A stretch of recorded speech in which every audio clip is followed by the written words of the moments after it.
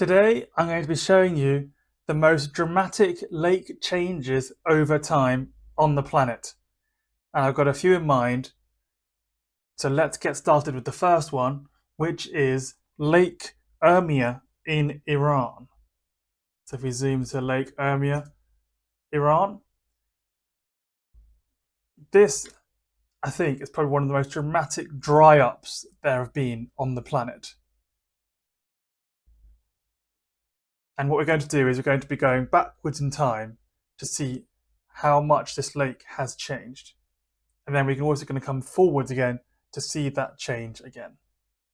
So this is what it's like in 2026, Lake Urmia. You can already see the sort of, whether there's brown but no sort of greeny blue color, that's already dry up, which you're seeing here.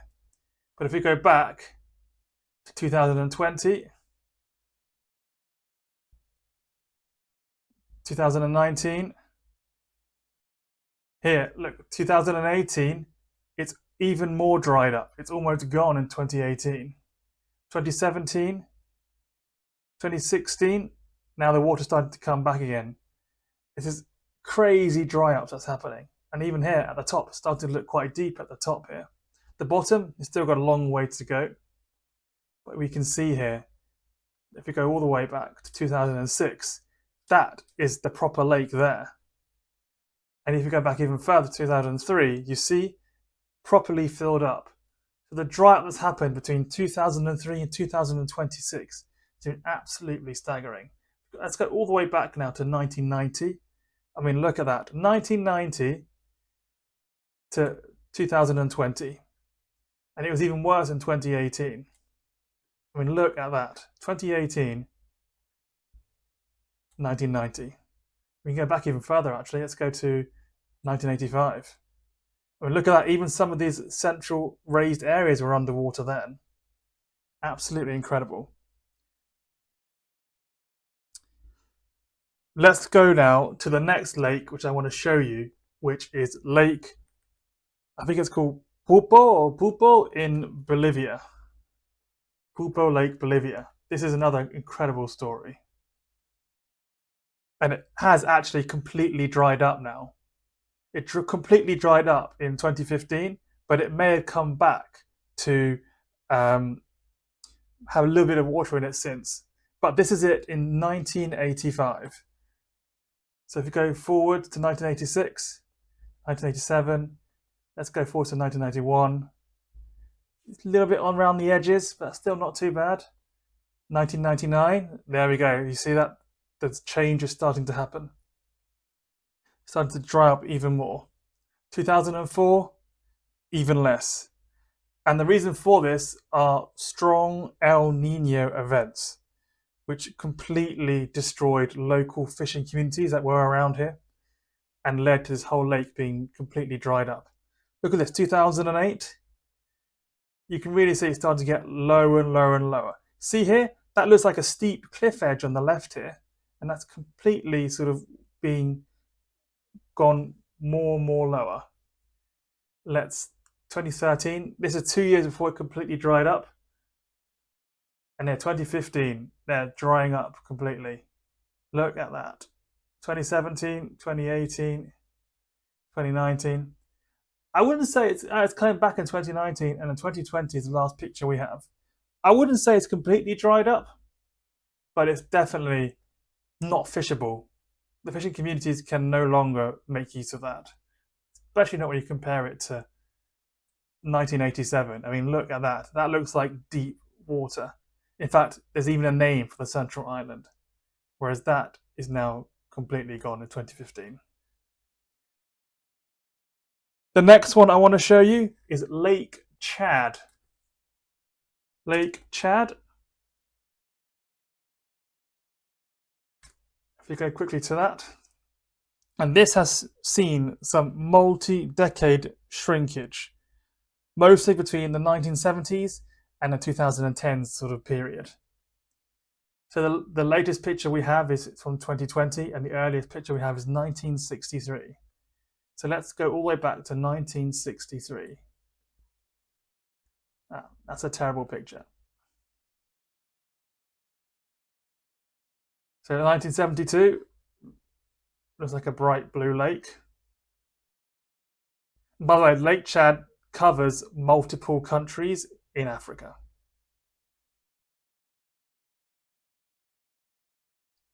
So yeah, here it seems like a bit too much of a fake picture here. Anyway, we'll take it as the Lake Chad. Very vibrant and green there. 1984 here already. Look at that. Between 1972, I can't even get all of the Lake Chad in the picture now. Between 1972 and 1984, look at that. The difference. Bear in mind, it's just the colours that have changed. Don't let that fool you. There has been also a change in the waterline. You can see here, this is the new waterline around here. Shrunk hugely. It seems to be practically non-existent in the northern part of Lake Chad now. In the southern area, there's still some there now. 1984, 1985, 1986, 1987. Let's go forwards to 1998. Look at that. It's really shrinking down more and more. To 2008, it's still now just staying as it is. It's now sort of staying as is, but between 1984 and the 1990s, huge change. So this is Lake Chad. Let's move on now to something a bit different when we're thinking about extreme, and that's Salton Sea in California. And what makes this one a bit different is you won't see so much of a shrinkage, but what you'll see are tons of farmland around it. And what this farmland has done is it has made, basically when you have farmland, you have runoff, and this runoff here is going into this lake. And what the lake is doing is making the lake more and more toxic as time goes by.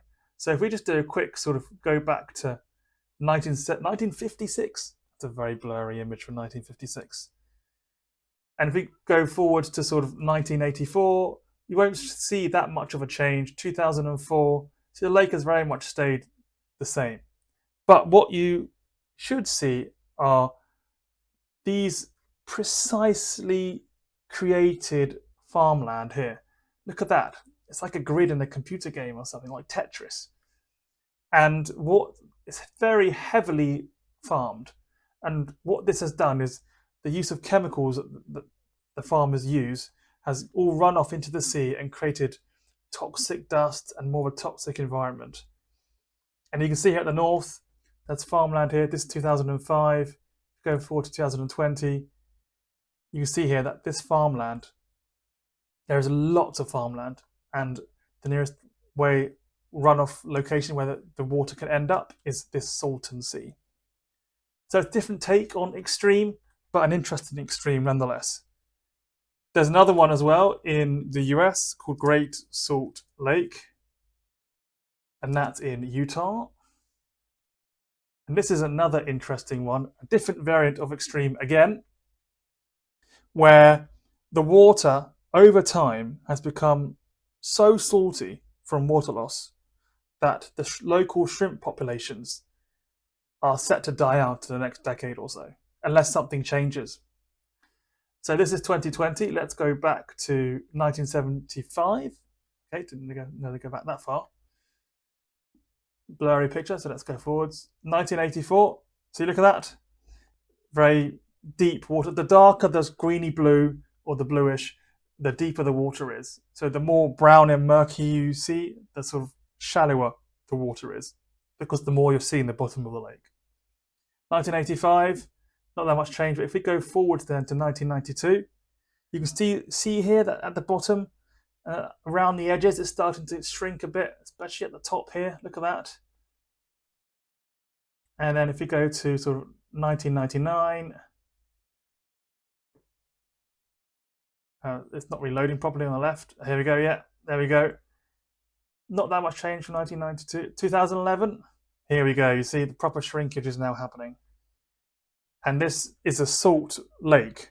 So the more the water evaporates, the more salt gets left behind, and that concentrates the water and makes it less inhabitable for local fish populations such as and sea life such as shrimp. So they're facing a potentially devastating shrimp population collapse. Another form of extreme. I want to draw your attention now. If we go over to the Aral Sea, now this is an interesting one because the Aral Sea in Kazakhstan, this is one of those seas which is really far inland. Kazakhstan, I think Kazakhstan is one of the only. I think it's Kazakhstan. It's one of the double landlocked country. It means you have to go through two countries to reach the sea rather than one. Not the Aral Sea, the proper ocean sea. And the Aral Sea is a big sea. And this is in 2018. You see, it's dried up when you compare it to sort of 1982. Look at this is a 1982 picture. It was a proper big sea that there were ships on it and sailing around it. 1973, 1980. Let's go to the next one. 1984. See, it's started to dry up already. And this is although it says Kazakhstan, it does go into Uzbekistan as well. Really a massive body of water. This 1985. If we go forwards then to sort of 1999, see it started to shrink up a lot. 2009. Look at that, 2009. But what makes this interesting is that there have been attempts to make it fill up again. So what they've done is they've built a restoration dam, like they like to say, which is slowly beginning to fill up the Aral Sea again. So, and it is working. That's what's the great thing is. 2013, you see, 2016, 2020.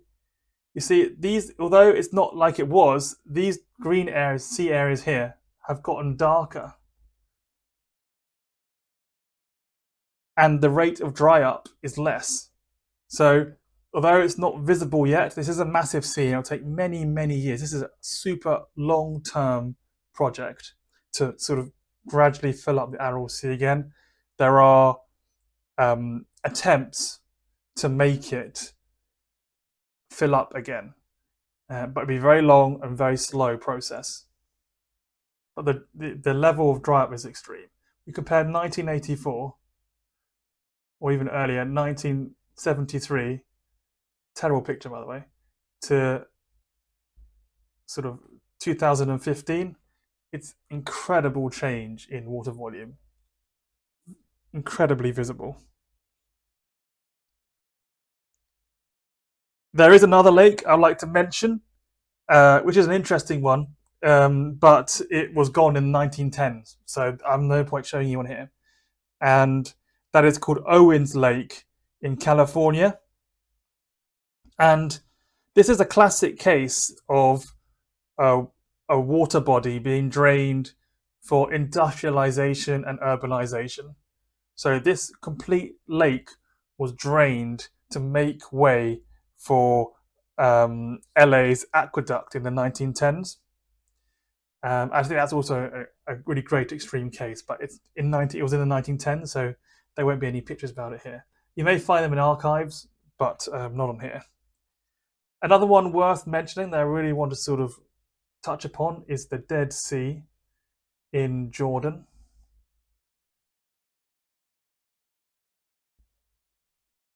And apparently this has been also, just like the Salt Lake in Utah, has also been dropping in its water levels. Although, I'll be honest, I'm not so convinced.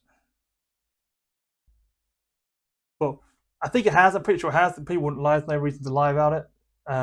But it's not been so dramatic. So look at 1984. If you look at the ring roads, I think that's the key thing for this one. The ring roads were designed to follow the lake edge and be maybe like a nice drive and the shortest way around the lake for your vehicle. But if we go to sort of 2016, you see that the lake starts to move away from the ring road, especially down here in the south. Go to sort of the southern part and go back to sort of 1988. Maybe not. You can see it here though. The this is all sort of looks like it's farmland, but it's changed a lot since 1988. It looks like it was underwater in 1988. But yeah, I don't think this has changed so dramatically or visibly um, from the sky.